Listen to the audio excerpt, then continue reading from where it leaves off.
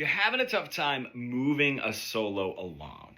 Just start on a non-chord tone, especially some of the suspended notes, like the 4 or the 2. If I have my A major here, and I come in with a 4, it's gonna want to move somewhere. You know what I mean? If I come in with a 2, it's gonna want to move somewhere, right? If I'm just coming in with a chord tone, especially the root note, yeah, I don't know, it could just stay there. You know, you're already coming in settled. Come in with a little bit of a question, with a little bit of movement, right? With a little bit of dialogue.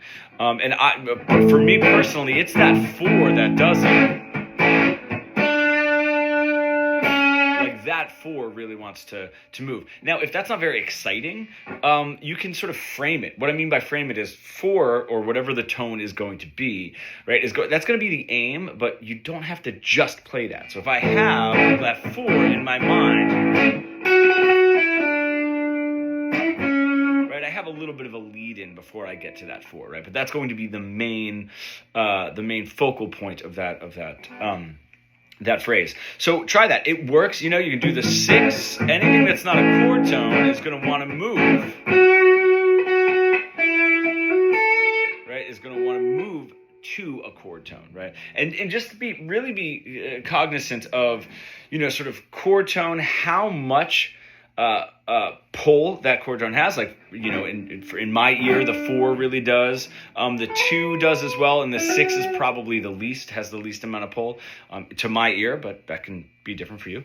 And then when it wants to move to a chord tone, just remember that the 3, even if you're in minor, so the flat 3, but the 3 of whatever the tonal center is going to sound settled, but the least settled of the chord tones. The 5th is going to be a little bit more settled, and then of course, when you get to your root note, it's almost as though that paragraph or that story ends, and we're sort of onto the next scene. It's minor. From here in B minor, right? That 2. You know, if I'm playing in B minor, that 2 is definitely going to have the same pull, right? And then if I go to that 4. It's going to have that same idea. The notes, obviously, in minor are going to interact a little bit differently, whether it's a 6 in Dorian or a flat 6 is going to be different than the 6 in major. If you're a guitar player sort of stuck in that really boring guitar solo plateau that we all get stuck into, you really want to bridge the gap between your creative ideas and what you're able to play. Becoming fully fretboard fluent, comment pro below, and we can get started.